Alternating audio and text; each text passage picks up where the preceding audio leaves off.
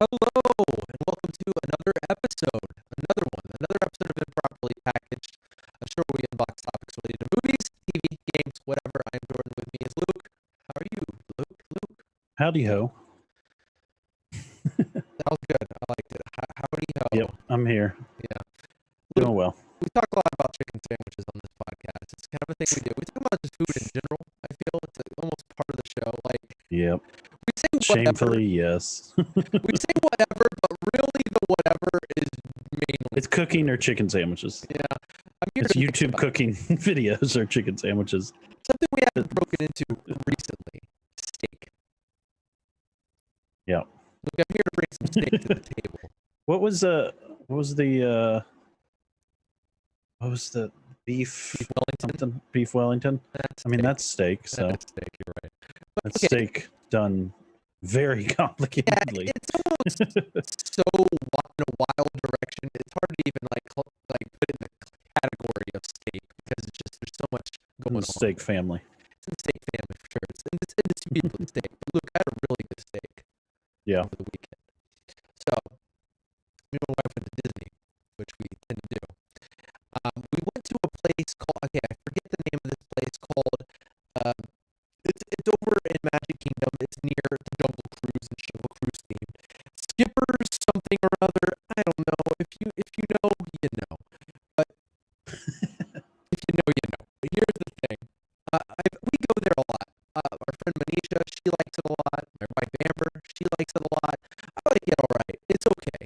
It's all right. I feel like the menu is very, very short. There's not much stuff going on. What kind of place is it? You know, it's really hard to say. Like a snack place or like no. It's definitely a place you go to eat some food. I can rattle off the menu here. But it's like one of those like fast like sit downs or like You're paying some money. I can tell you the entire menu. This is how short the menu I didn't know they had those kind of places that weren't like in the castles. Yeah. In Magic Kingdom. Here and there, there's like Tony's, there's the Plaza, and there's this place. That's true. That's where we went for our anniversary. Is the Plaza the one on the right? That's like in the circle, like around the. Yeah, there was a Mickey statue or something. Whatever's in the middle. I can't even remember what's in the middle. So Fountain, something. Here's the menu of this place. We got this like char pork, which is pretty good pork. It tastes like chicken because it is chicken. I'm not looking at a menu. I swear to you. We got this curry soup, which generally comes with this coconut fried tofu, pineapple fried tofu. It's actually pretty good. And then we have, I think I'm missing one. But regardless, here we go. Dr. Fall's signature grilled steak. Man, oh man. All right. So Dr. Falls, he's like the doctor of steak. I suppose he's back there doing his magic on this steak. Falls steak, whatever that means. I don't know, but so it's a little expensive. It's $35. It's what you kind of expect to pay for a steak at Disney World. And I was expecting it's probably going to be a fine steak. Holy macaroni. All right, so we're talking a New York strip, sizable New York strip, mind you. I was kind of surprised. I said medium rare. That's how I like it. And here it is, this char grilled, where I'm talking nice and charred on the outside, but how I want it on the inside. And to my surprise, it is dusted with breadcrumbs with some spice on it. We got a side of caramelized onion puree. So we're talking like caramelized onion puree. It's like a sauce on the sides with all these veggies. We got collard greens. We got we got carrots. We got potatoes. And there's little bits of lamb, like little ground lamb, just spattered about. Crazy. Just spattered about. Took a bite into this thing, spiced with like all sorts of stuff. It's like almost. I know there's some cumin in there, but I don't know what else is going on. But holy crap, dude! I was like taken aback. I was like, oh, when it came on the table, I was like, oh, what is all this? And I took a bite and I was like, Amber, who does not like steak. She'll eat it every now and then. She does not really like steak. Try this. And she was like, oh. She was like, oh. I couldn't believe it. All right, there it is.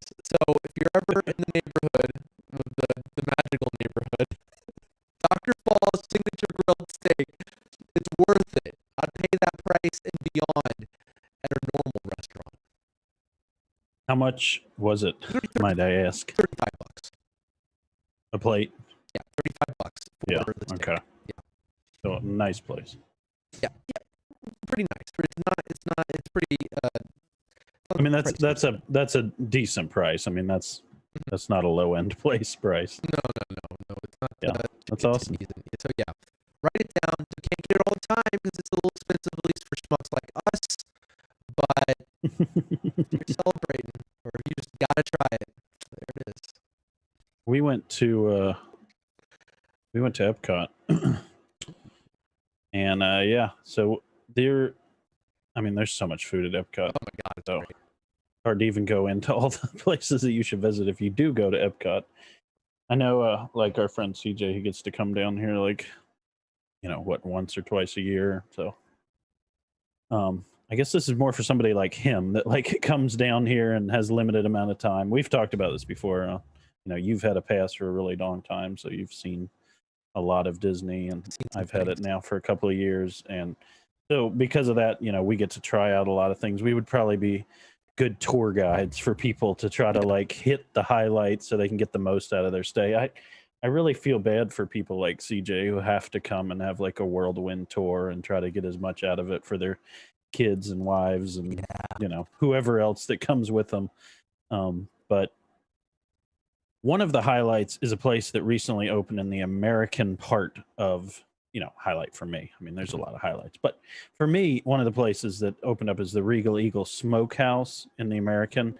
And they have just surprisingly amazing barbecue for what is really kind of a small, it's a restaurant, but it's definitely not what you're talking about. It's not $35 a plate. It's not like, it doesn't even try to pretend to be fancy. It's like, I think the burger's like, $13-14 or something. Yeah. And they have your typical like chicken, and here I'm actually like on the website looking at it.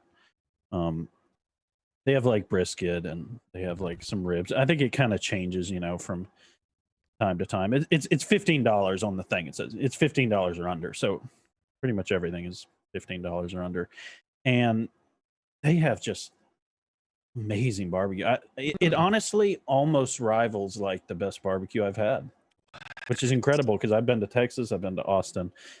I haven't been to Kansas City, which I've always heard is some of the best barbecue in the country. But I think either first or second to that is Austin, and I've had barbecue that's just incredible.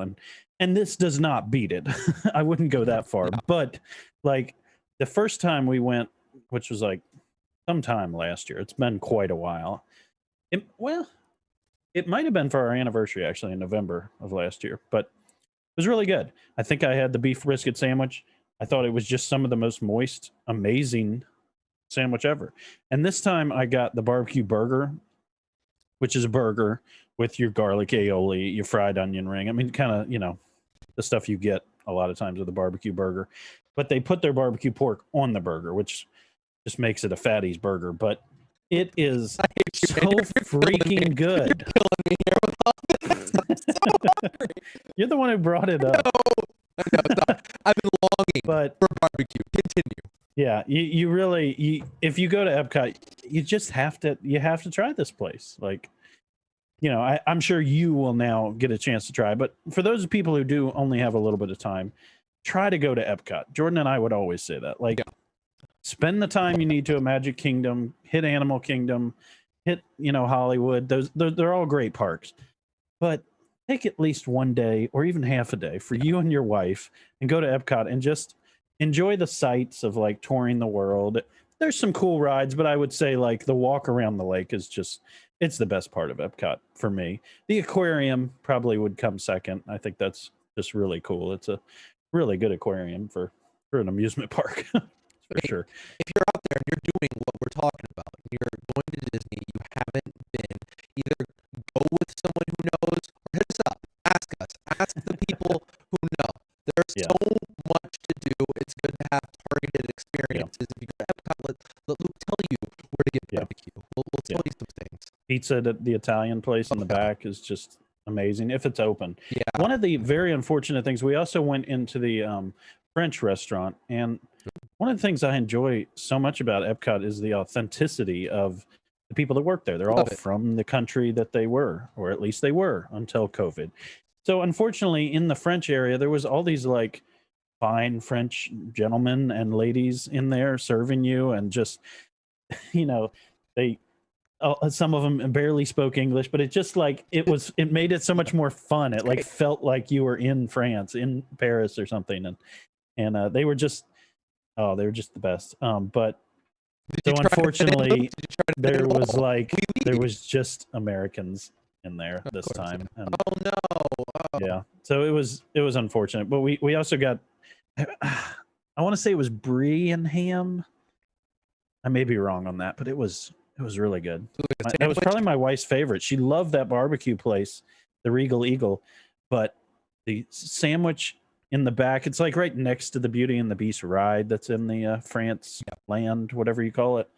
And you go all the way through, there's like a little store, and then you go all the way behind that, there's like a deli. They have sandwiches, and they have like macarons and like all the French desserts. Oh, yeah. So, yeah, it's really good. But I hope you've all eaten before listening to this podcast, or if not, I hope you eat soon, because that's rough. That's all rough. But whatever. Let's get into it.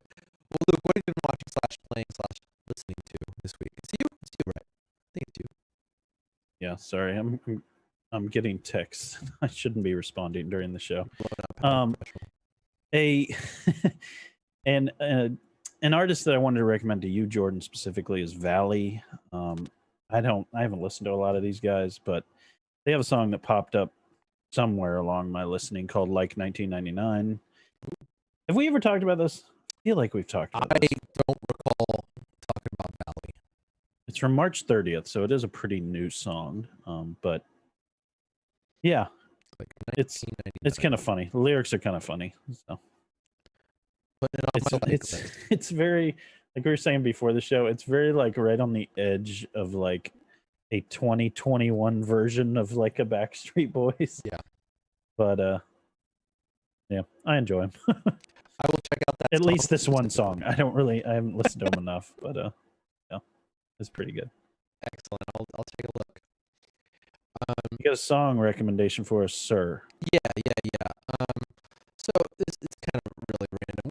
We've talked a little bit about our boy Damien Rice on this this here program before. He came out with he's an interesting guy. He just does what he wants. He's in that place as a musician, which he's crazy. He's a crazy guy.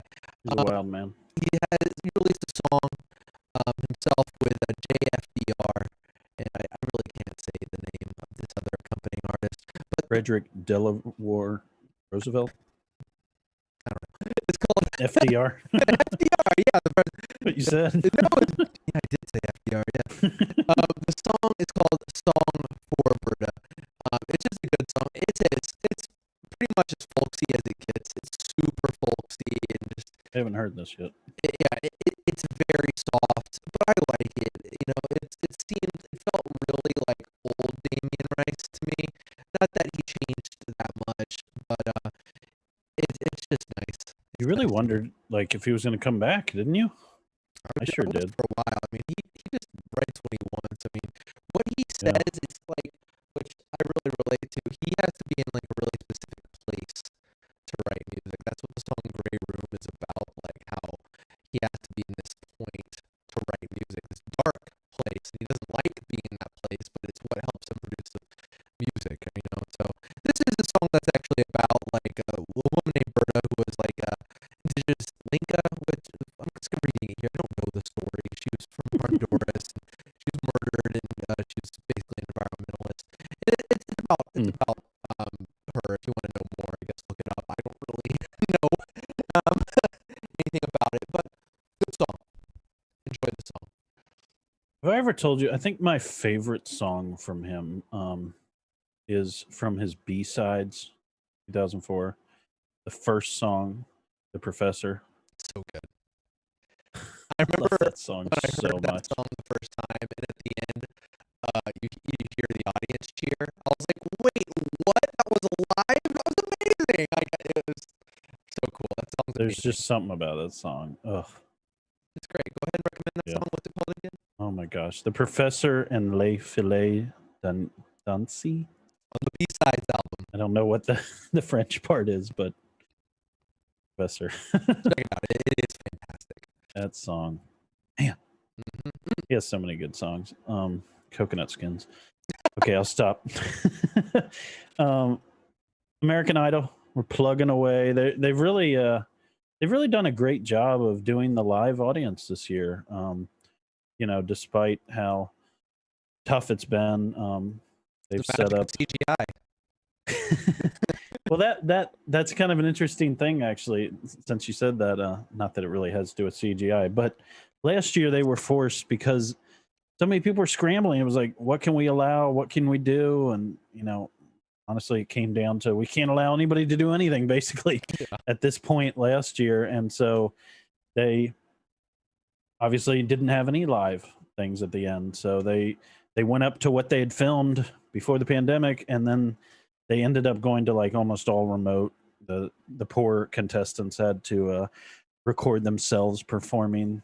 I think by the end of it, they had been mailed like nicer cameras, but like literally in the beginning, they were recording it from their phone and like sending it, and the producers were plugging it into the show, and it obviously was just rough. So one of the cool things they've done this year is they have a live audience. Like I just said, they've had like barricades, so they've been able to like have like people in there.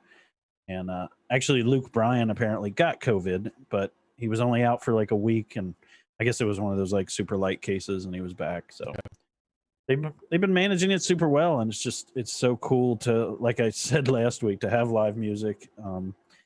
And yeah, so what I was mentioning was that's what happened to the contestants last year, and so they're doing this crazy thing where they're bringing back 10 of the contestants from last year's, and they're allowing them all to perform live on stage. Oh, that's nice. And then they're picking one to go right into the top 10 of this year's, so giving somebody a second chance. That's cool.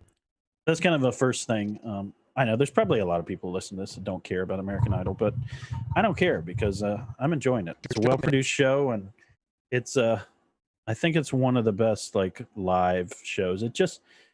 I get the feeling, and I hate being critical like this, but a lot of the Fox shows, I love it. No, they're just kind of stupid, honestly.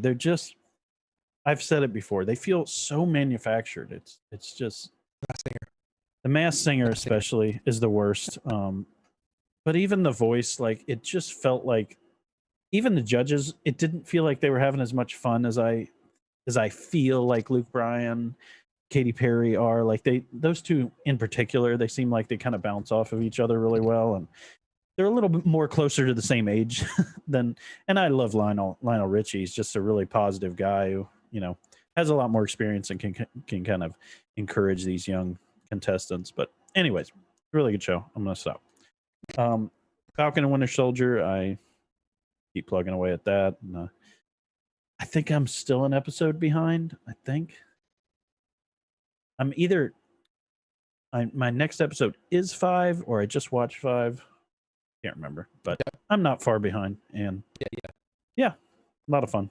It's about to wrap up. There was one episode I thought was really good. I'm trying not to talk about it a lot because I kind of want to like just have like a quick like recap at the end, just so you and I can kind of get anything off our chest that we think about it by the end. And with these shows, you know, week to week, I always thought it was so weird when stuff like IGN or something would give like a rating to each episode. I mean, I get it. They did the same thing with like Walking Dead. Yeah. I get it. I mean, you got to write articles. You got to keep clicks clicking, but I don't know. I don't feel like it's really fair to a story if you like picked out a chapter of a book and said, well, that chapter was interesting, but this next chapter is much better. It's just like, okay, sure. I guess that's fair, but really, let's judge the book by the entire story. Was it good? Especially if it's when it's so short. I feel like when you do it when it's so short, it's like let's rate like the second act of this movie. You know, it's like it's exactly. It's weird. It's like you're plucking out a 40-minute period and saying this wasn't great. It's like, yeah, I guess we do that when we talk about movies, but I don't feel like it's completely fair to a TV It's show. different. Judge it by because, the end. yeah, you can tell which act is strongest usually once it's over. You know, Yeah. not so much like that's how a movie is. You can't like while It's a weird thing happening, for a this one's the publication bad one. when you're trying to like keep people attentive to your website. Especially when something's so popular like this, you Yeah. want to have content with it, you know. Yeah. Involved. I mean, look at us. We talk about stuff week to week because we need to keep people listening too. So We're hypocrites. Yeah. I can't blame you, IGN. So what do you give that episode? Out of 10? Yeah. So Jordan and I, you know, we'll probably talk about it more when you get into it, but we were able to play Outriders here for a little while together, and we definitely plan on doing some more. And I just want to give a quick thing. Like that was just so much fun. It was just great. So yeah, if there's anybody out there that, you know, you have Game Pass, or even if you don't have Game Pass, I would say Outriders is even worth the money to buy. It's just a fun game. You know, it's by no means perfect, but it's fun. It's a lot of fun. That's And I think it would be fun solo, but I would definitely say it's more fun co-op. Yes. It's just a cool mix of Gears of War and almost Final Fantasy, I would say, in a way. I mean, it's its own thing, but you have abilities in the same way you do in Final Fantasy. And yeah, it's a neat mix up of gameplay. And I would say that, you know, the moment to moment gameplay, it works really well for me. It just keeps my attention and keeps me wanting to, you know, upgrade my stuff and move on to the next big bad and tear them up. Just a lot of fun. Yeah, we can talk about it a little bit here. You know, it's like, yeah, I agree. I think the gameplay is king, and I think the gameplay is fantastic. It's a lot of fun. It feels responsive, and the abilities feel unique. And for me, at least when you're on a we team, were both fighting in two very different ways, for sure. Yeah, it was a lot of fun. Like that's all it's about, you know. And it's challenging too, but I think not in a way that's insurmountable or overly frustrating. And I think the online aspect is easy, where it's like there's a lot of games I feel like where the online aspect can be cumbersome. Like every now and then I'll try to play Avengers with my friend Adam, and it's just like it's annoying. So we end up just not doing it because I'm like, this is just kind of annoying. Like playing Avengers, like I don't know, just the but this game how it's set up, and it's so frustrating because it could be amazing. I know exactly. It's such a cool idea to play as the Avengers. Yeah, and when you're in there, you're like, cool, and you see like when you know it's your buddy as Iron Man flying by as you're pounding some ant robots, it's cool. But yeah, in this you get that similar feeling, but it's easy. It's made so easy. I mean, like, the story is throwaway, though. Don't come if you're coming expecting story. Just, I mean, it's not terrible. It's just boring. It's just stock. But gameplay. It's just set up for the battles. Yeah, feels great. A lot of fun to play. Can't wait to play more. You got anything else? I do. So I watched an Amazon Prime movie. I guess it's an original. It doesn't really specify on. I mean, it's definitely on Prime, but I don't know if it's made by Prime. Gotcha. Yeah. I don't know. I wish they make more of that stuff. This new IMDb page is kind of annoying. Don't really like the way they have it formatted. Anyways, it's called Spontaneous. Catherine Langford is starring. Charlie Plummer is also in it. It's very much a high school, like, love. I don't know how to define this movie. Kind of strange. I you know, they define it as comedy, but I guess it's comedy. It's not comedy. It's like when they say comedy, it's more like light-hearted. Okay. They're not making Sci-fi. jokes here. I would say it's like a romance sci-fi with like quote unquote comedy, because it's definitely not funny at all. There's no points at which I'm like belly laughing, but it's like very light-hearted, bubbly movie that honestly deals with a pretty serious thing that's silly, but also like, ooh. So it's called Spontaneous because it deals with spontaneous human combustion. Oh no. So yeah. But It honestly is a much better movie than it had any right to be. It seemed to me like it was going to be this, like, you know, kind of stupid, these things happen and this is what we did and we don't take any of it seriously. But it gets pretty dark in some parts, and that's why I'm saying, like, comedy, I don't know. It's a movie that had me on edge like the whole time, and so I never really felt the comedy parts. You But see people like burst into flames in this movie. no, there's no flames. It's just blood. I don't know. It's They pop. yeah. My Yep. God. Yeah, I would say this is worth a watch, Jordan. Okay. It's amazing how, I don't know, how deep they get into, like, how tough this would be on, like, a high school kid. Like, obviously it sounds ridiculous, but yeah, they do it in a very serious way. It's rated R. Yeah. It's a movie that you would almost think, oh, this is just like a PG-13, like, silly, like, I don't even know what to compare it to, but do you know what I mean? When it's like those movies that it's just like, even the poster, it like makes it look goofy, like, but it's not. I mean, it is a little bit, but it's darker than you would think it would be. And sometimes when something's like relentlessly dark, and then when something dark happens, it's almost like when it happens, you're desensitized by it. But like when there's something lighthearted and something really dark happens, it like shakes you, you know? Yeah. It very much has both things in it, and yeah. I wish you'd seen it. I don't really want to have a long discussion about it or anything, but it's just like, interesting. It's an interesting, like, in between movie, and yeah, it's part of Prime. So if you're on there, jump on it. It's okay. I don't know, definitely not a kid movie, but yeah, it's like it's just somewhere in between. You know, it's not a gory movie. It's definitely not a horror movie. It's not really a thriller, but it's definitely also not a comedy. It's just, it's this strange in between, hard for me to really put my finger on. Sci-fi for sure. Yeah, it's gonna deal with that. It's interesting. Okay, I'll check it out. Yeah. Got anything else, man? No, that's it. Okay. A couple things here. You know, Outriders we talked about a little bit.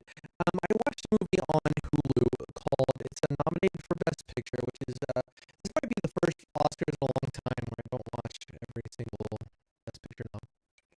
Yeah. I feel like a lot of so far I've watched none. I meant to.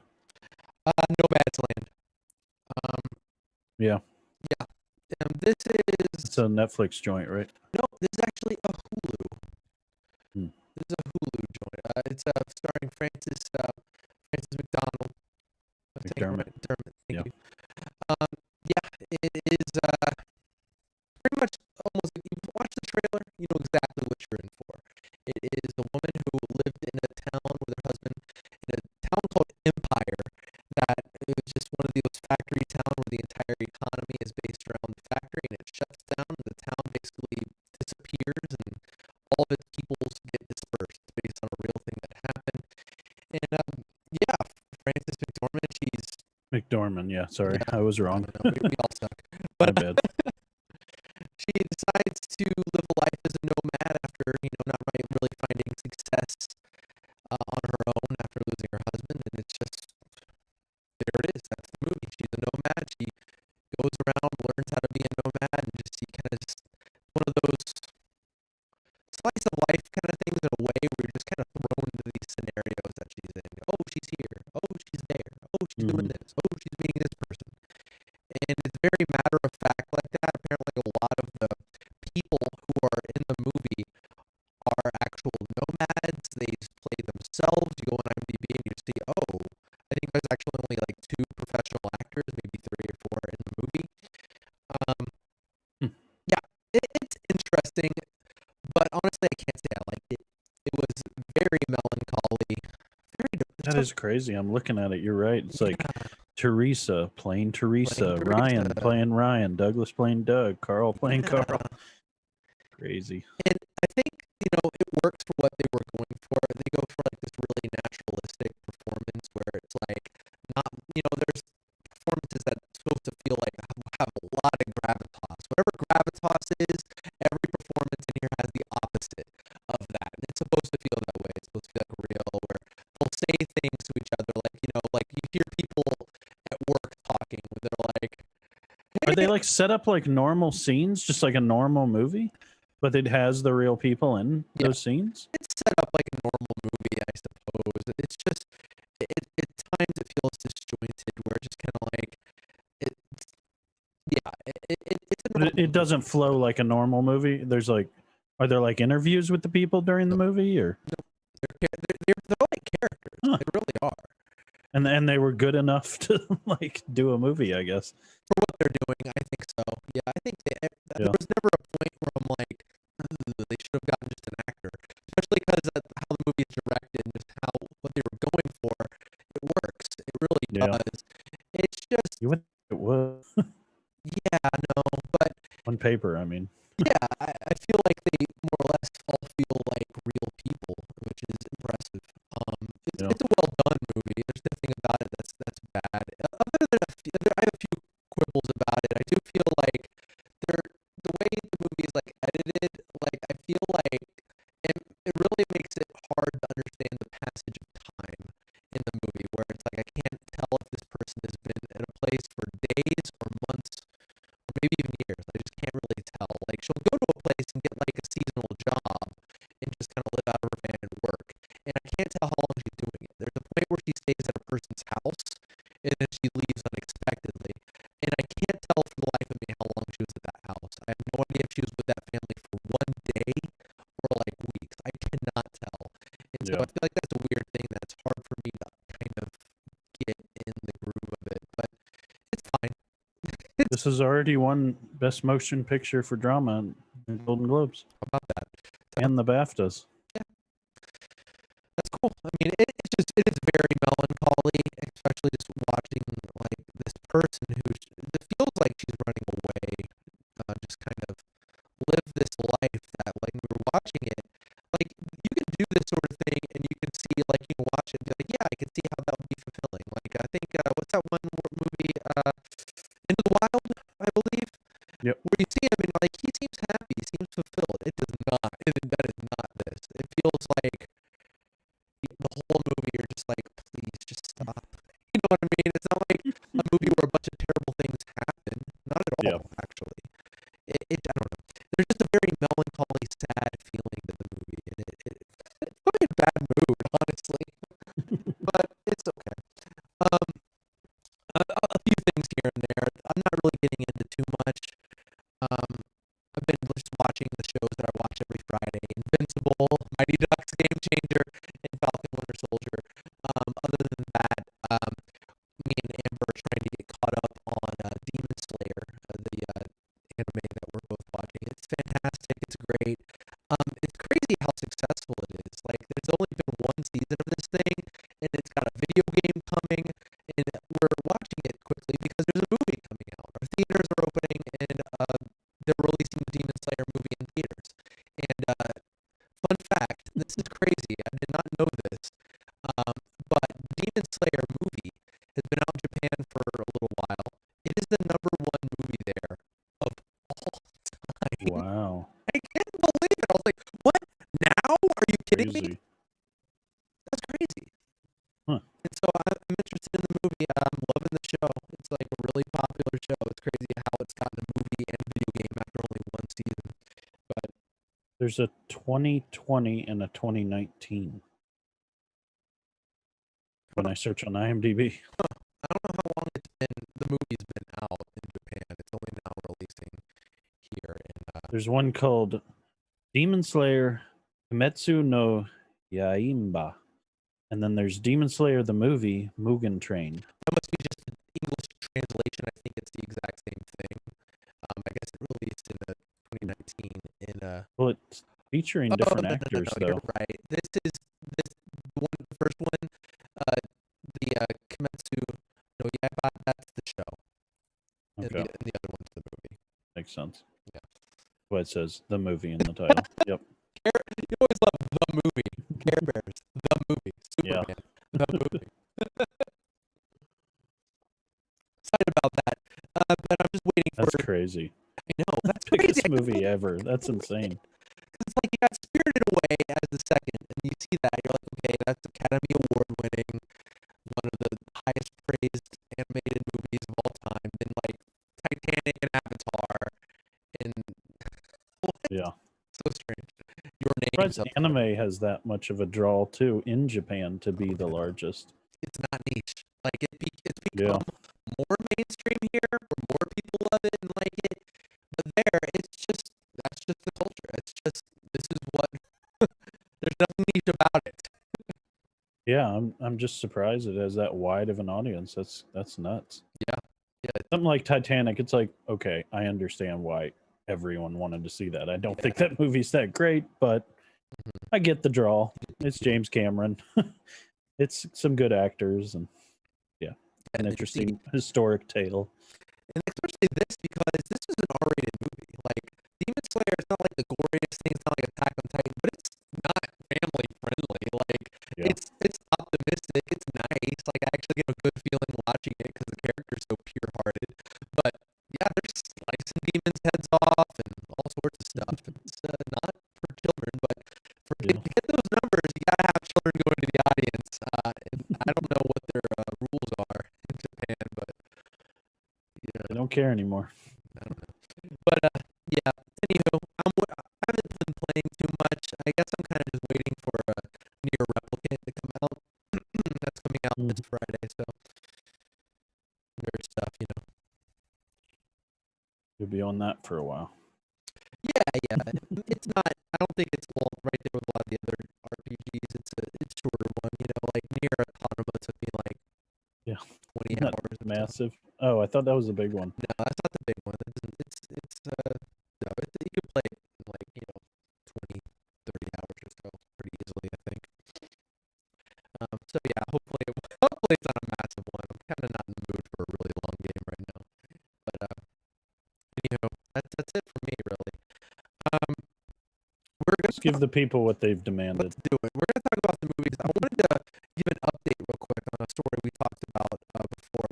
Sony has actually reversed itself, and they will not close the PlayStation 3 or the PlayStation Vita store. That surprises me, actually. I will hold back my rant. You don't like the whole how they got flipped over by the internet, basically. The internet came No, specifically what you're talking about is just like nobody gives a rip if you keep open or close the store.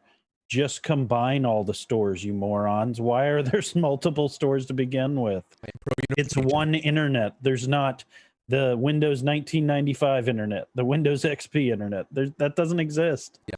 One internet, just like there should be one PSN, just like there is one Xbox Live.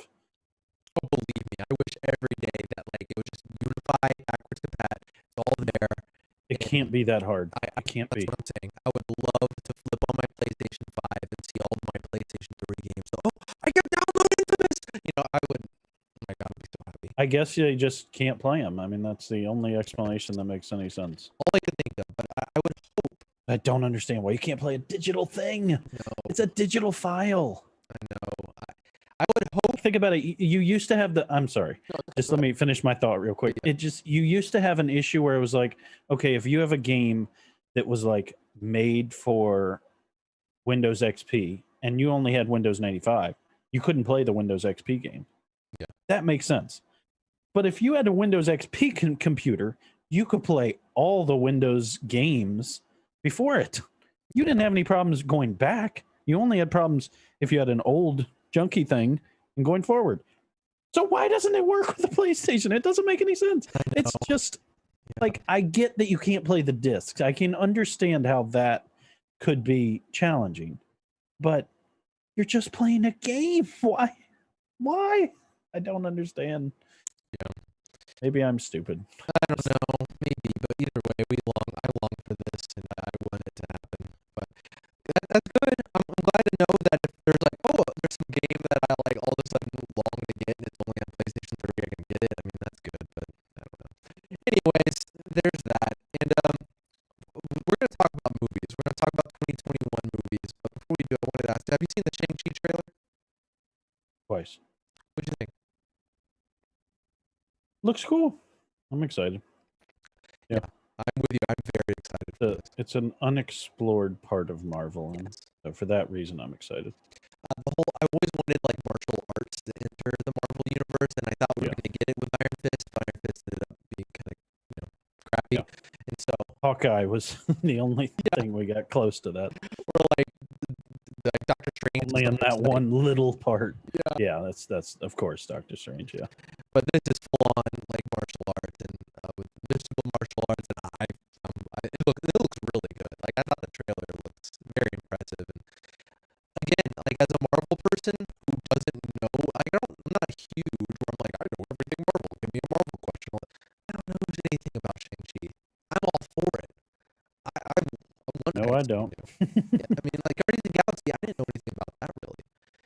Look at it. That's awesome. Give me new stuff. Yep. So let's talk about basically. I really wanted to do this. I mean, theaters are opening here in our hometown. Hallelujah. We're gonna be watching. I mean, are you gonna be watching Mortal Kombat in theaters or at home? I will sure try to. Yeah, I'm gonna go to theaters. I want to support the theaters as much as I can. So Yeah, and this is crazy. This is it. Like they can't shut down again. I really don't think they can. If they shut down again, I think it's pretty much over. But oof, I mean, terrible thought. that's a horrible thought. But looking at this lineup, this is all like it seems like a consolidation. If you ask me, I feel like because there's so many movies crammed into this. We're gonna talk about our favorites and ones that we're most hyped for. But there's also some craziness I gotta discuss with you. Too many, way too many. This isn't an exhaustive list, but I gotta mention a few things to you, Luke. That I'm like looking at it, I'm like, what? There's so much on here where you say to yourself, I didn't even know that was a movie coming out in a month. You know, it's a lot of that sort of thing. And there's also some movies that are like, that movie still hasn't been released. Oh my God, so much of that. It's crazy. Yeah. So let's go. I mean, I guess we can go kind of chronologically and talk about like what we're most excited for. I mean, we're starting here with Mortal Kombat. My first one's May 14th. So. May 14th. What is it? What is it, Luke? Go ahead. There's actually 3 movies on May 14th. I was trying to go chronologically, so did that when Mortal Kombat's April 23rd, so you go ahead. Yeah, that for April, that's the most upcoming one. Yeah, that's the most upcoming. This Friday. So I mean, basically everyone's going to know about this. We're going to go all the way to December, and in December you start getting like, well, this movie might come out. We'll see. But and for each month where we stuff right about now, it's like it's here. Yeah. Sorry, go ahead. No, go ahead with what you say for May 14th. There's not too much. You'll start to see an increase. Every single month, you'll see more and more and more movies where you're like, wait, what? You know, right now it's kind of slim pickings, especially in April. But once we start getting into like in the summer, it's like, what in the world? So, yeah. Go ahead. I was just kind of picking. You can mention as many as you want. I was just picking. Because there's so many, like you said, I was just picking some that I'm like, yeah, I can't wait. So May 14th, it's one of those weekends where it's like each one of these movies interests me, but I don't know that I'll actually see all of them, especially not on that weekend. But the number one for me on that weekend is Those Who Wish Me Dead. I think that movie looks really good. It's an HBO Max movie. It's an Angelina Jolie movie. Yeah, go watch the trailer. Our friend of the show, Jason, when he was here visiting me from Indiana, he turned me onto the trailer, and yeah, it looks really cool. It's one of those child being chased by the cartel kind of deal, or bad men, or whatever. Woman must defend child kind of deals. There's been several of those kind of movies. Yeah, there's actually another one coming out with Liam Neeson that I saw another with the trailer for. So yeah, that one I'm excited about. Those Who Wish Me Dead, theaters and HBO Max, May 14th.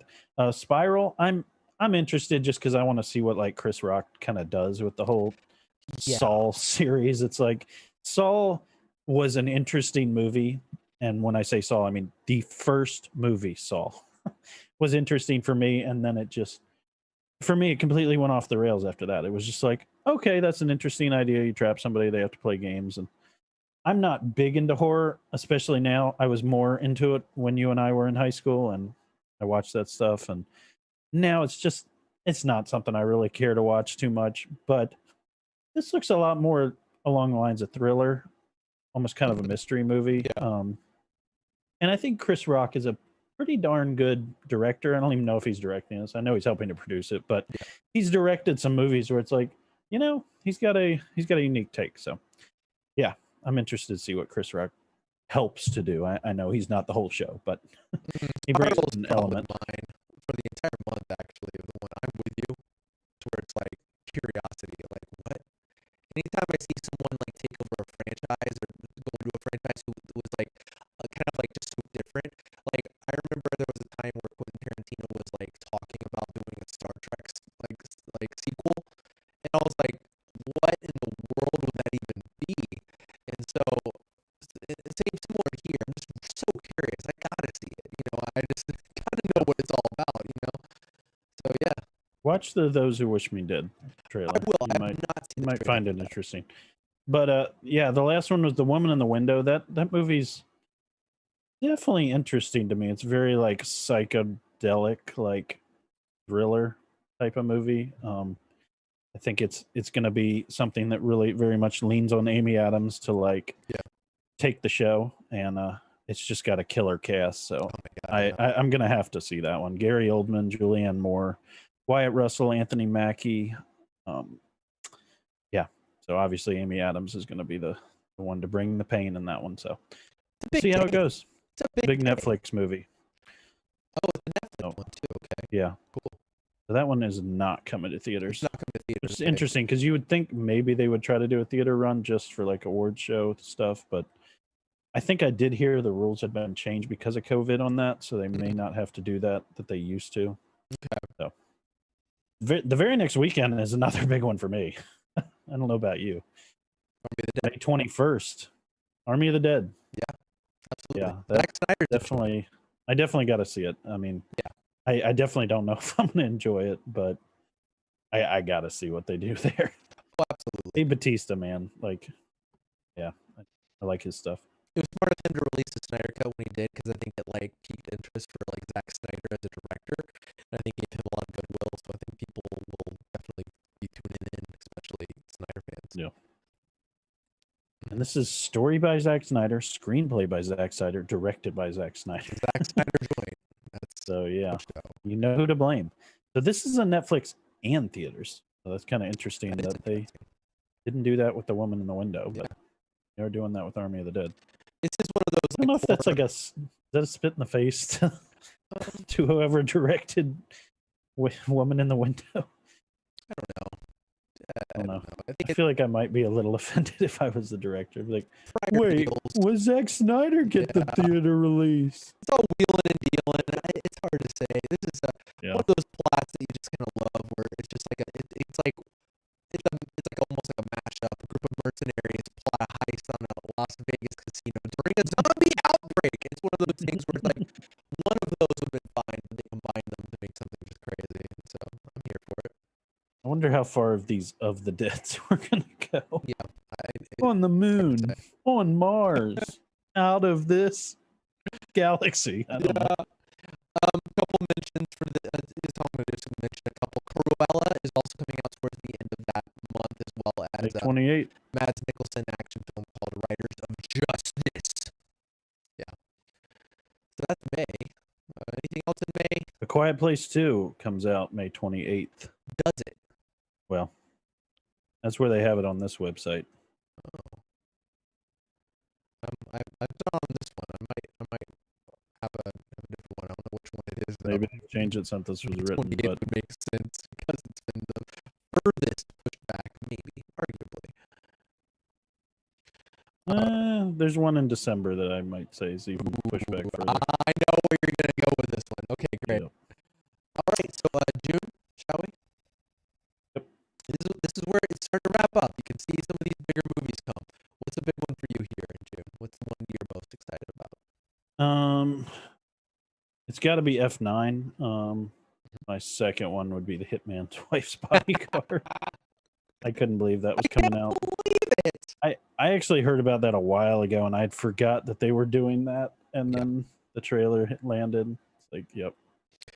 It's crazy. Goofiness. It's another one of those crazy things where it's like, oh crap, when's this coming out? Oh, in 2 months. And we're now getting I think these studios are just like, I don't know when to release this. Yeah. Okay, release it. Put it out there. We're good to go. Go. Yeah, for me it's F9, but the second one would be In the Heights. For me, it's directed by the Crazy Rich Asians director. That was a good movie, and music from Lin Manuel Miranda. I said that wrong. I apologize. But yeah, Hamilton people in it, Hamilton music stuff, great stuff, and shout out to Luca. Coming to I think just Disney Plus. I might be wrong about that, but it might be coming to theaters too. But it might just be coming to Disney Plus. I'm not really sure. It's not a part of the Heights. No, Luca. Oh, okay, right. I don't know. That's what this website says. No, Disney Plus only. I think so. It's strange. I think here there's some unrest at Pixar because of them releasing their movies like Soul and Luca only on Disney Plus. I hear they're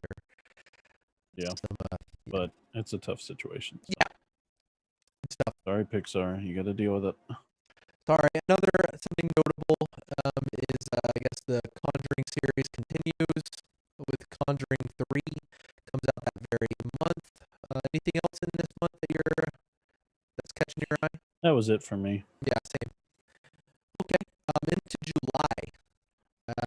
Yeah, this is hilarious. I think this month is the funniest to me. Yeah. Before we do that, what's your number one? What's your number one for July? Yeah, for July. I think we might. Oh, that's tough. There's a number of things. Probably Jungle Cruise.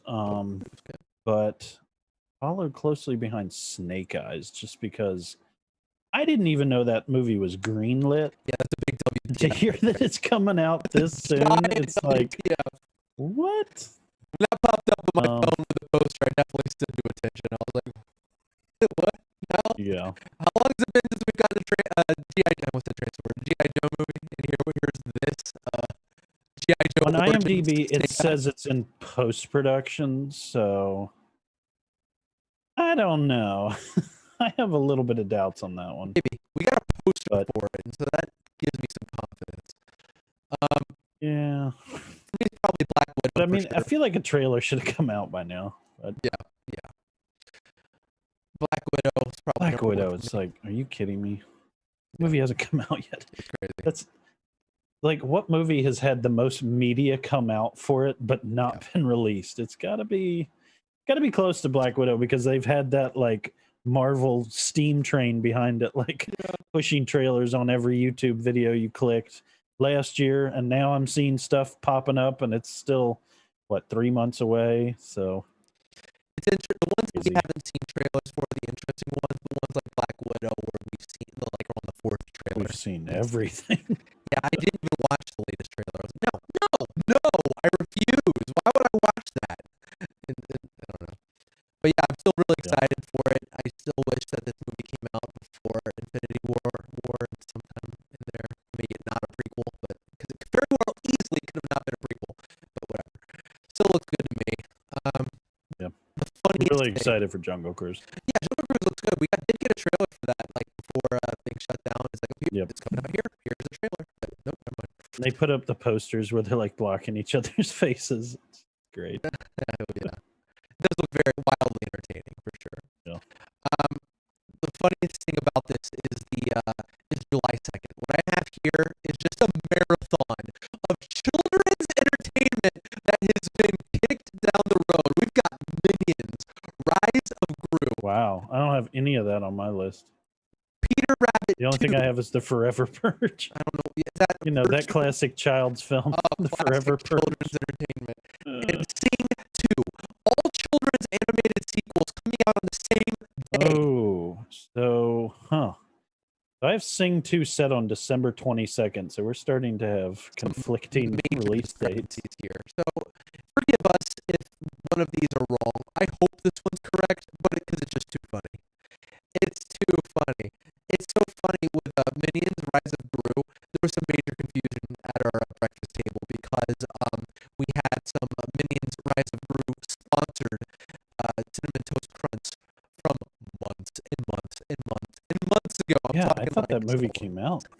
We had a discussion watched it and we're like, did that come out?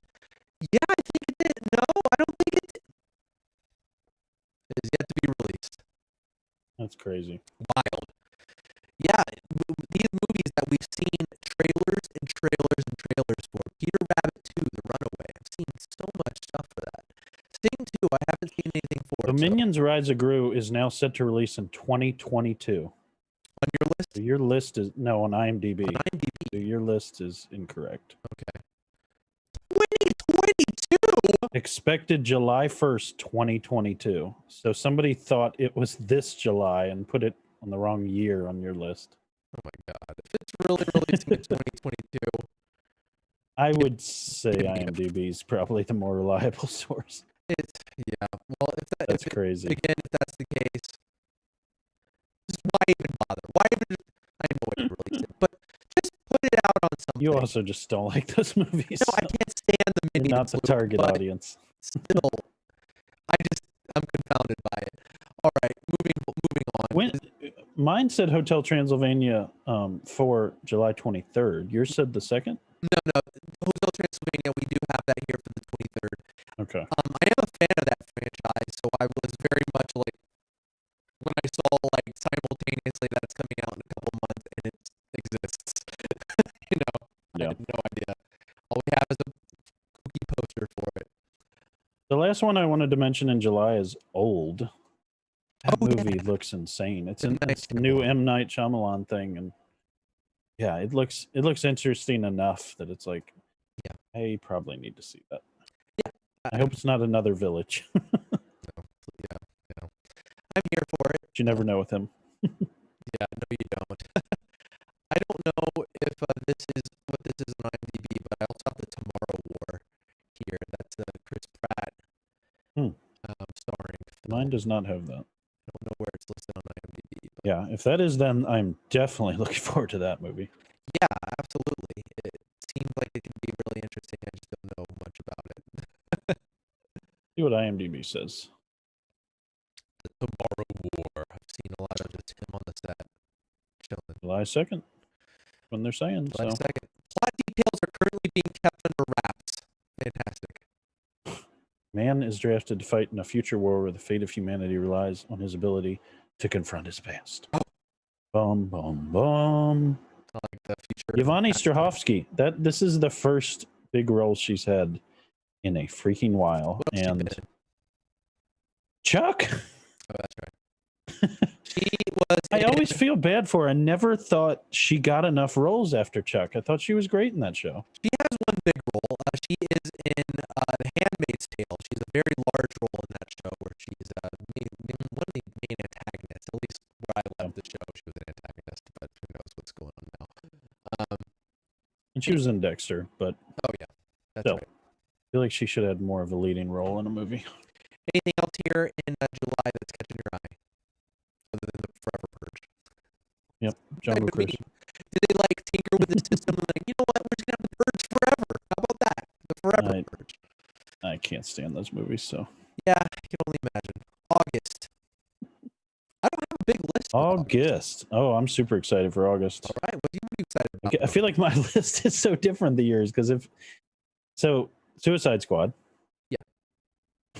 Okay. Got Suicide Squad. But definitely that and Free Guy. Yeah. I'm so excited for Free Guy. It looks just right up my alley. Oh yeah. So excited. What else do you have? Candyman. Another one. Yeah. Ramped up for. That's coming out. It's coming out in August now. I'm with you though. I think with my excitement, Suicide Squad, Free Guy. Those are the ones. Those are the ones. This movie, Remnants, I think. I'm interested in that one, starring Hugh Jackman, Rebecca Ferguson.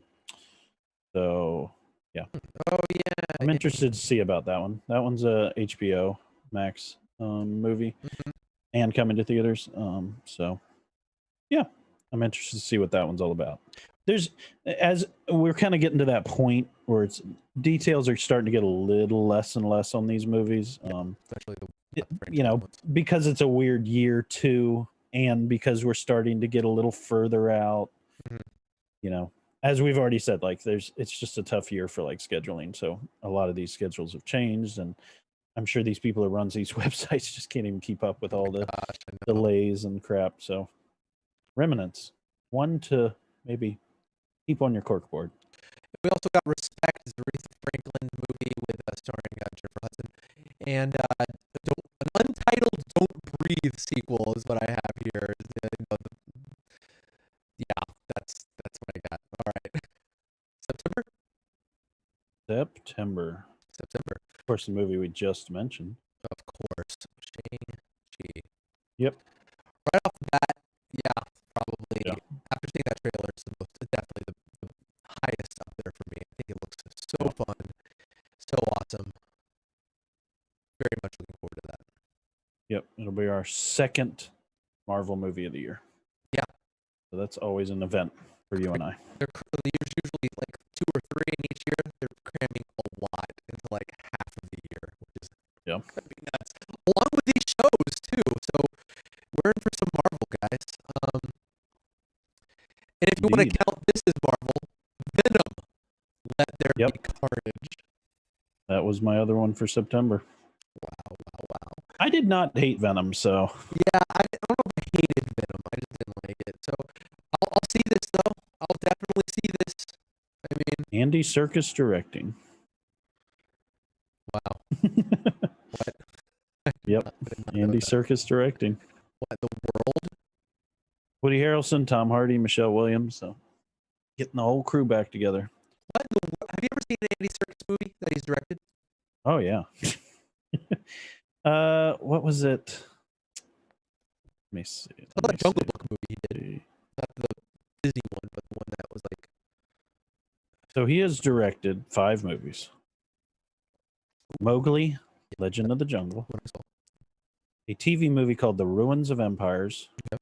A movie called Breathe. And the video game Heavenly Sword. What? He directed Heavenly Sword? He was the dramatic director in 2007. Oh, wow. Mowgli. So, no, I have not seen a movie that he directed. That Jungle Book movie was not bad. So. Yeah. Take that for what it's worth. All right, so what else we have here? Boss Baby, Family Business. Oh, God. Yeah, oh, God is right. What can you say, man? I mean, I don't know how movies like that get greenlit. I really don't. There's just too many great stories out there for that kind of stuff to be being made. That first one made a lot of money. That's an awful thing to hear. I regret to inform you. That first one made a lot of money. This is the worst thing I've heard all year. See, okay, my list has Quiet Place Part 2 here in September, but this could be, obviously, it could be very wrong. IMDb is probably more accurate. I hope it's not that far out. That one is the most, as far as, like, movies that were just about to come out. Like, the week of, it was coming out this Friday. Here we go, this Friday. 007 and A Quiet Place. 007 Quiet Place. Here they freaking come. Billie Eilish. September 4th. You're right. Yeah, that's what IMDb says. Oh, okay. I guess my list is wrong. But that, I don't know. But that's just on the poster, so it's like it doesn't say, like, on the other ones in the IMDb thing. It actually like posted a date. It doesn't actually say a date of release on the movie. That's just an old poster, and there's so many posters. You know, it could be wrong. It's funny, mine like is said the date of, not the poster of the listing says September 17th, but the poster is the original one that says March 30th, March 20th, whatever it was. I can't really read it that way. Yeah. Crazy. There's a lot of like movies that I don't know what they are here. So see, but down in the details it says May 28th. What in the world? So I think the September. No, that can't be right. That's so weird. I don't know what to believe. Huh. Wow. It's kind of a big deal because, like, this is a big movie. Like, it is a big one. We're really looking forward to this. So, A legendary movie. If it's May 28th, I mean, that's like really close. Right around the freaking corner. Yeah. Absolutely. So, according to, there is like a release dates thing on IMDb, and it says March 8th, New York City premiere, 2020. So that was last year. So people have seen this. So then when you go down to like Iceland, it says May 26, 2021. Australia, May 27th, 2021. Indonesia, September 2021. Argentina, September 17th, 2021. It's very confusing. And I only think it might even, the confusion might grow. I would not be surprised if we see a lot of these shuffle around. Maybe not like how dramatic they have been, where it's been like months, maybe like a few weeks, maybe a month. I don't know. This is crazy times. I think this list is insane as far as like how many movies we're talking about here, honestly, and how big they are. And I've never seen such discrepancy in release dates, not just for this movie, but many of these movies. Yeah, it's very odd that as well we're seeing two Marvel movies 2 months apart. Okay, if I Google Quiet Place Part 2 release date, it says May 28th, 2021. Good. Well, I hope it is May 28th. I think that one should have been like one of the first out of the gate. I mean, I want people to see it, of course, but what in the world? I mean, we still got to talk about some stuff later on. But anyways, October?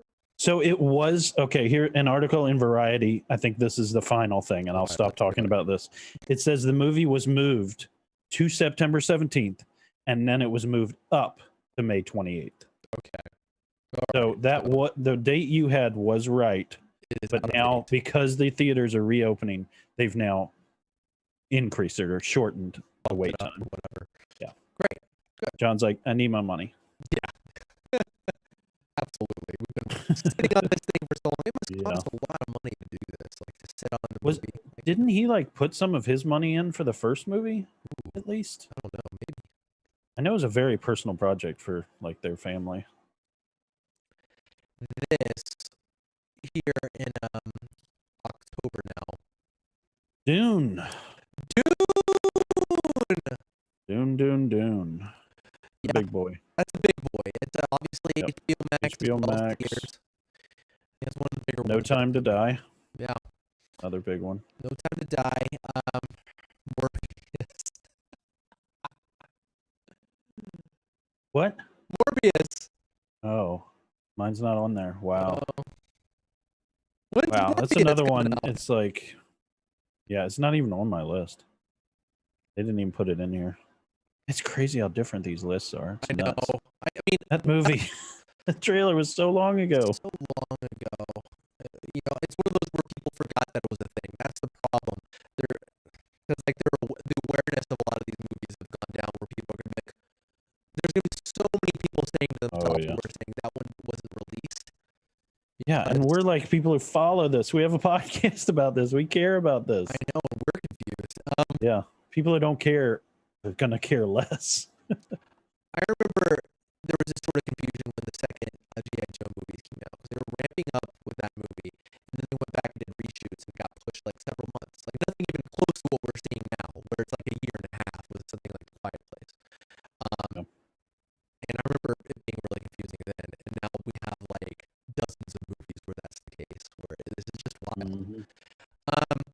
One that I'm really wanting to see, it's a Wes Anderson movie who I'm a big fan of, is The French Dispatch, starring his usual people for the most part, except, we got Francis McDormand here and Timothy Chalamet, who hasn't been in a Wes Anderson movie yet that I know of.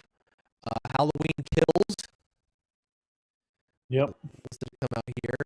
Jackass 4, which Yeah. That would be on my list, honestly. Yeah.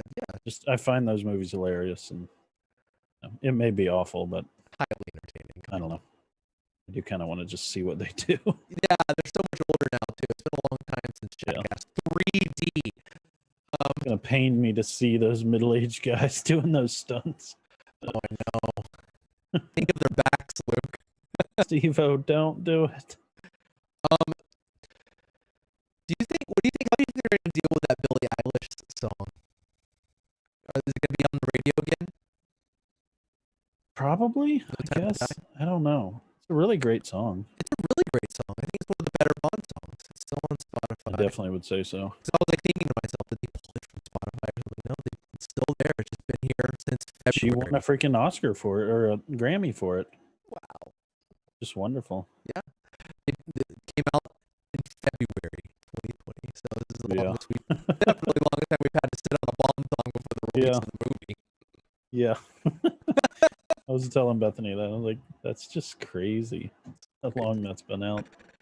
They wouldn't have done it if they would have known, obviously, but No. they were on schedule, and then just At least it was a great song. It would have really been awful if it was not a good song and just that been was like, the taste you have in your mouth for the movie ugh. for a year. Oh yeah, I forgot about that song. Oops. Yeah. November is really good, man. Yeah. Oh yeah. Eternals, obviously. Eternals. So every 2 months we're getting a Marvel movie. Yeah. Every 2 months. Oh, Eternals, just Eternals, man. I'm so excited. Very much so. I mean, I can't wait to see what they do again. So something new, you know. I forgot Angelina was in this movie. Yeah. Selma Hayek. That's one of like the biggest A-listers, in my opinion, to like be in a Marvel movie, which I wouldn't expect Angelina Jolie to be in a Marvel movie for some reason. And seeing her here, it's just like, wow, that's a lot of clout. You know, she's such a stellar actor. And, Kit Harington, he's an amazing actor too. That's really cool to see him in that role. Mm-hmm. Yeah, and we get to see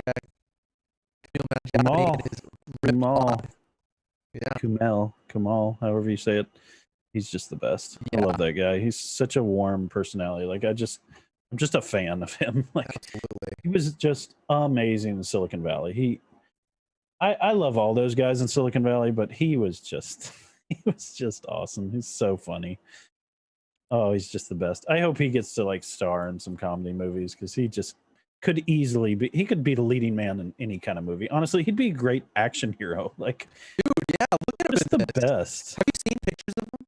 Oh yeah, too many. Oh I've seen his shirtless body too many times now. It's like, okay, bro, I have respect, but that's enough. Yeah. Dang. All right. He was great in Stuber. I mean, that was kind of a silly movie, but he was good in it. He's always good. You know, really, that's the thing. He's always good. Yeah. And, yeah, it's just like the cast is honestly like, it's another one of those franchises. I don't know so much about it. I know you've told me a little bit about it, but it's just like the cast. Just I can't help but just be like, yes, yeah, and not wait. Mm-hmm. And I think we got the biggest movie coming out in November. I believe on November 5th. The biggest movie is our boy Clifford the Big Red Dog. At last. Yep. Finally, at last. You know, I remember reading when I was a small child, and I'm like, one day, probably around 2021, finally gonna get to see the prophet, the big dog, rendered in all his glory. He doesn't look like the Clifford that I remember from the books. It looks like he's like photos I'm looking at. Called the Wild Dog, blown up. Yep. Turned red. And just dipped in a can of red paint. Yeah, pretty much. I love dogs, but I don't know about that. A little too big. What are they doing to just an amazing book? It's just such a good children's book. I have no history with Clifford the Big Red Dog. Oh, we had many Clifford books. Well, here it comes. Yeah. Ghostbusters. Yay. Finally. I have hopes for this one. Paul Rudd. I mean, what can I say? I love Paul Rudd. The real Eternal right there. He's like Kumail. I love Kumail. Kumail. How do you say it? You say Kumail? Is that how you say his first name? Yeah. I guess. Kumail. Yeah, him and Paul Rudd. They should be in a movie together. Are they? Those two guys are just awesome. Maybe they are. Maybe they are. Should be. Yeah. Definitely. Yeah. You got some high hopes for Ghostbusters Afterlife? Oh yeah. Yeah. Oh yeah. Oh yeah. Yeah, I'm looking forward to it. It's very much. I love the Ghostbusters. I love the Ghostbusters too, and you know, after that last one where I thought was pretty subpar. Yep. Pretty terrible. Yeah. I was trying to be nice. No. But yeah, I thought it was terrible. Piece of trash. Yeah. No, it wasn't that bad. Yeah, just looking forward to it. What else we got going on here? Maverick, Top Gun Maverick. Yep. One of those movies I've been asked by people around me, and especially my father, so many times. That Top Gun movie came out yet? I don't even know, honestly, Dad. I don't know if it came out or not. We don't know. We live in strange times. Usually I know. I have no idea. Because that was another one that, like, there was so much hype leading up to it, and then boom, shut down. But it's coming, hopefully. Yeah. It's on both of our lists, so it must be the right date. Yeah, must be. Yeah. That's November 19th. I don't feel like we've been good about, like, telling people when these release dates are. Yeah, we just shout them out. Maybe they don't care. So far away. You'll figure it out later. You just know the month. That's how I am with birthdays sometimes. I know the vague whereabouts of the month. I need to get better at that, too. Yeah. We're definitely getting into some unknowns at this point. Top Gun, that's a known property. Eternals is... We haven't gotten a trailer or really posters or anything, but we kind of know who's going to be in it, that kind of thing. And it's Marvel, so we know it's probably set in stone as long as theaters are open. Ghostbusters, we've known. But Resident Evil, Welcome to Raccoon City. So this is a big reboot of the whole Resident Evil series. Yeah. I don't know. It's a very unknown thing, but I'm excited about the idea of rebooting it and maybe making it not just a train wreck of an action movie. Which is what I feel like pretty much all the, like, quote unquote current Resident Evil movies have been to me. Yeah, I mean, they're not current anymore because they've already come out, so this would be the current, I guess. But all the ones that came before this were just ridiculous. It's like, yeah, they are. I've seen every single one, and yes. So yeah, I'm very interested. It's Resident Evil is a game series that just has some great stories that have been told over the years, and I think there's a lot there to make a great movie. And in our constant search for the perfect video game movie, I think Resident Evil has a chance with the right director and the right vision to be a great movie, but we haven't gotten there yet. We'll see if we get there this time. Resident Evil is doing just a really big media blitz right now. I mean, like, Resident Evil Village comes out next month, and a few months after that, they're getting a Netflix and a CGI movie, and there's going to be a VR version of Resident Evil 4, and then we're going to get this live-action movie. So this is a big year for Resident Evil. I think it's the anniversary. Is it the 25th anniversary? I believe it is, but I could be sure. I think I saw the that would be 96 if it's 25. Maybe. Who knows? Anything else here in November? That's all I have. All right, last month. Let's wrap this sucker Let's get down to the dregs. Wow. I can't believe how quickly after Eternals we get Spider-Man. The very next month. That's pretty crazy. We have 4 a Marvel-filled year. 4. And Spider-Man No Way From Home. It's going to be great. I'm going to go ahead and say it now. It's going to be great. All the stuff we've heard rumored and talks, it's just, there's going to be a lot in that movie. Yeah, Alfred Molina has gotten in trouble, probably. Imagine he got in trouble. He kind of opened his mouth a little bit too much. Yeah, I definitely didn't want to know that. You do know. That's the thing. It's like you don't want to hear it, but you know. You know what he's going to do. Yeah. I don't know how he's going to do it, but you know he's coming back. You know he's putting on those tentacles. It's funny, not many of these movies have like posters, but then you see everybody's talking about Jamie. I don't know what this is, but it's one of the few movies I'm seeing here that has I don't have that one on my list. It might be incorrect where I have it because it has a poster. I don't know anything about this. It looks like a smaller movie, but I don't know. Maybe they've just been sitting on it for a while. So can I finally reveal what the longest talked about movie is to release date? Hit us, The Luke. King's Man. The King's freaking Man. That's what I was talking about earlier. My God.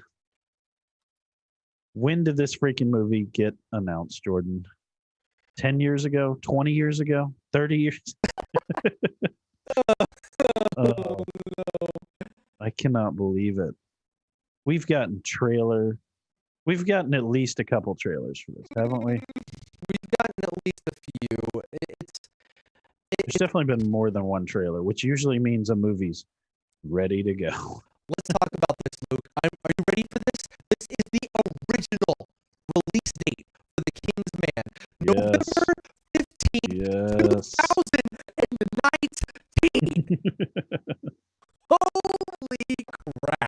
COVID had nothing to do with COVID. This was already pushed back. That was further than even I thought. Yep. I told you, man. I told you it was so far. Can't believe it. That is crazy. That is freaking crazy. Pushed back an entire 2 years. And for a movie that was done, that's the crazy thing. Because there's been movies like this that it's been like, well, they had to do reshoots, and it like what was it? What was the Thor movie? They ended up reshooting like a bunch of the Loki stuff because they saw how like interested people were. Yeah, it's like, okay, that's stupid, but I can understand why it took so long. This movie was just done. I have no idea what went wrong. The movie was in the can, and they just like let it sit. Like, did something happen as I know in 2019 that would have made it like, did some tragedy happen that is like too similar to something in the movie? I don't know. I can't even. I couldn't believe when I looked on this list. I'm like, The King's Man, December 22nd. It's almost into 2022. Disney must have like some scheduling conflicts to like push it out this far to where it's like they don't want it to. That's the problem with them owning Fox too. It's like they can't compete with themselves too much, and so they was that around the close of the deal? It could have had something to do with it, maybe. Really well could have had something to do with it. Because I want to say that was around the time when that whole transition was happening. Yeah, that very well could have. Yeah. Okay, so a couple things here that this got delayed like a good long time, like a year as well. West Side Story. Steven Spielberg directed a version of this musical that I'm very much looking forward to. As a musical fan, I have something on here that I don't know if it's real. You have to tell me what your list says, Luke. So I have serious doubts. Sherlock Holmes 3 is what I have here. I don't have that on mine. I have some doubts about this one. I wish that happened. Yeah, I really enjoyed those movies. Thought they were great romps. I like them too. It could be. I mean, a lot of this stuff, like, it wouldn't surprise me too much if it was like we wake up on one day and like, here's the poster, here's the trailer, here it comes. And a lot of these movies have been that way, and I guess people just aren't allowed to talk about them. I guess it's in pre-production, and IMDb does say it's expected for December 22nd. But for that movie to be in pre-production in April, I highly doubt that movie will be done by December. That's a stretch. Because shoots take a long time and editing takes quite a while as well. So yeah, you would think, maybe a normal person who's not familiar with movie production might think, oh, that's plenty of time. But it takes a lot of moving parts, especially a movie like that that's probably going to do a lot of filming like away from the stage, like maybe on location in some places. That's got to take a lot. So I think it's worth. It's cool that it's in pre-production, though. That's exciting. Yeah, that it's I didn't know that movie was actually happening, so that's awesome. I think it's worth mentioning. We talked about what has been here, but I think people are going to be surprised by what isn't here. Like Mission Impossible got pushed like pretty far out. Oh man, Mission Impossible got pushed back to this next year. Even though they were filming. Even though they were filming, I guess Tom Cruise yelled at everyone. They were coming out like in like spring of 2022. So yeah, it's gonna be wild to see that one. But I do think that that one afterwards is going to come out the very next year. So we're getting Mission Impossible 8 that very next year, which is interesting. And the Matrix is the big boy that we haven't mentioned. We haven't mentioned the Matrix. The untitled Matrix. This is going to be a crazy year. I think there's going to be, it all very much depends on box office and a lot of things, but there's going to be some things I think studios are very much going to spring on us too, that like, we're going to be saying like, what, that's the thing. It really just, I think, depends on how a lot of these movies perform, but we'll see. Beware, people, of false movie rumors, and it's funny because like, just people who aren't initiated in this sort of thing and just really have their finger on the pulse can just believe all sorts of things when it comes to movies. I had someone today, I'm not kidding, tell me that there's going to be a crossover movie. Here we go. Between Norbit, Big Mama's House, of course, and Medea. I mean, I don't know what the theme is there. I guess like Wow. black dudes cross-dressing as big women, I guess, but not a thing. Well, Norbit's not cross-dressing, right? Yes, Norbit's it just a is. big dude. Eddie Murphy. Okay, Eddie Murphy plays the husband and the wife. Oh, The okay. big wife lady. I haven't the, seen Norbit, so that's my excuse. Yeah, I've seen, Man, that's 2007. I've seen Norbit. I'm sorry, Jordan. Sorry to say. Anyways, there it is. I'm here for it, man. I miss seeing movies like this. I miss going to the theaters. I'm here for it. I'm ready. Here we go. Yeah, I was just looking at the Norbit IMDb page. We don't need to talk about Norbit. Did you know that Charlie Murphy helped Eddie Murphy write that screenplay? Let's not dishonor this man's memory by saying all that now. Oh, good old Charlie Murphy. Norbit, everyone. All right, so I guess that does it for this show. Look forward to us discussing these. I mean, we're going to be talking about Mortal Kombat next week, Yep. I believe. So here we go. Thank you guys for listening to this, and I hope you're excited. Exciting year of films. Absolutely. I'll see you next time, man. See ya. See ya.